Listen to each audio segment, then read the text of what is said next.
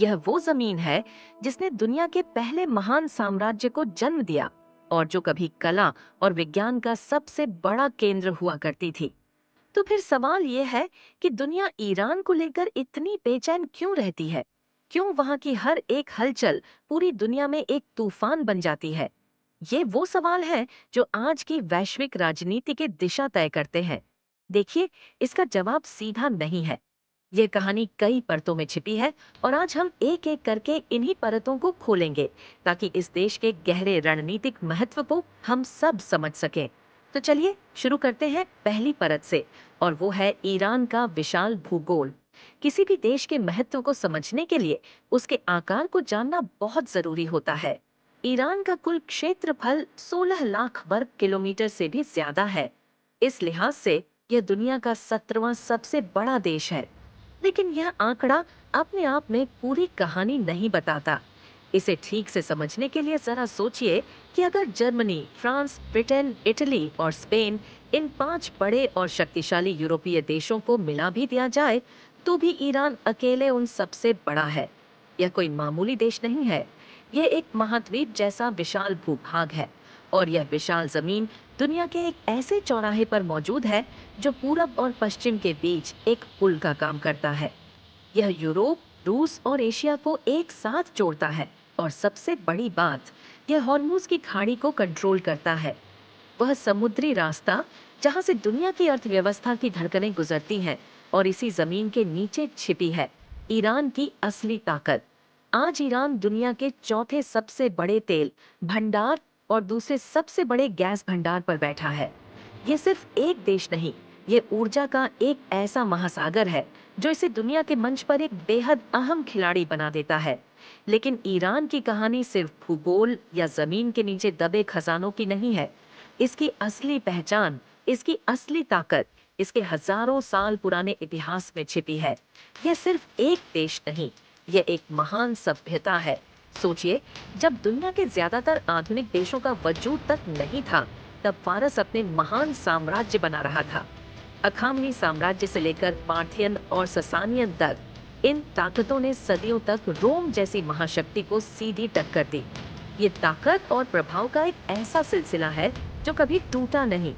Iran की संस्कृति की खासियत ये है कि इसने सिर्फ बाहरी आक्रमणों को झेला ही नहीं, बल्कि अरब, तुर्क और मंगोल जैसे हमलावरों को भी खुद में संभाल लिया। कई बार तो ऐसा हुआ कि जीतने वाले ही हारी हुई सभ्यता के रंग में रंग गए। ये इस संस्कृति के गहरे लचीलेपन का सबसे बड़ा सबूत है। अब कहानी 20वीं सदी में एक बहुत अहम मोड़ लेती है। ये वो दौर था जब पुरानी साम्राज्यवादी ताकतों की नजर इस इलाके पर टिक गई थी। 19वीं और 20वीं सदी में ईरान द ग्रेट गेम का अखाड़ा बन गया। एक तरफ ब्रिटिश साम्राज्य था, दूसरी तरफ रूसी साम्राज्य, और दोनों अपने असर के लिए यहाँ पोर कर रहे थे।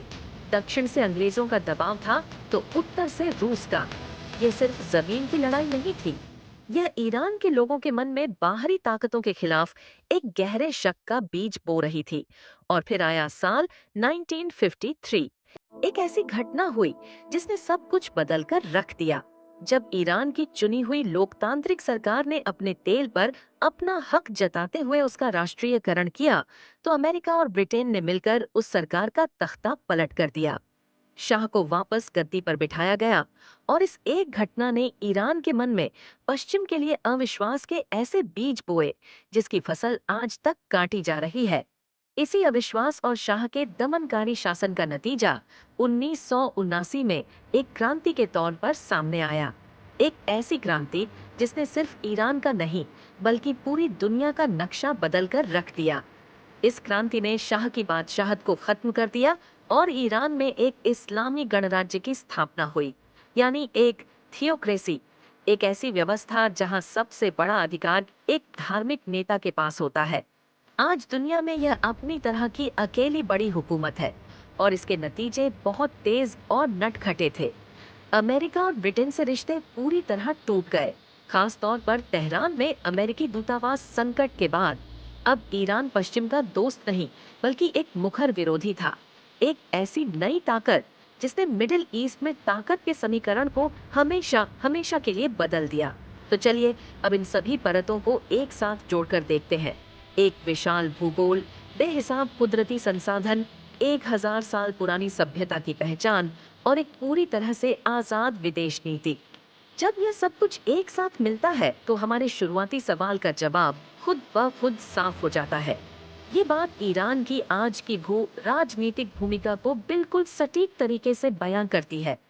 ये एक ऐसा खिलाड़ी है जिसे कोई भी नजरअंदाज नहीं कर सकता, क्योंकि इसमें दुनिया का संतुलन बदलने की ताकत है। तो कुल मिलाकर ईरान की ताकत इन चार मजबूत खंभों पर टिकी है। इसकी ऊर्जा, इसकी लोकेशन, इसका इतिहास और इसकी आजादी। और यही वो वजह है कि दुनिया की हर बड़ी ताकत ईरान को लेकर हमेशा चौकन्नी रहती है।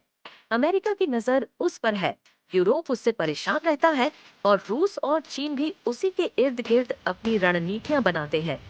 क्योंकि इतिहास गवाह है, ईरान अपनी ताकत को बहुत अच्छी तरह समझता है और इसीलिए आज भी और आने वाले वक्त में भी वो हमेशा वैश्विक राजनीति के केंद्र में बना रहेगा।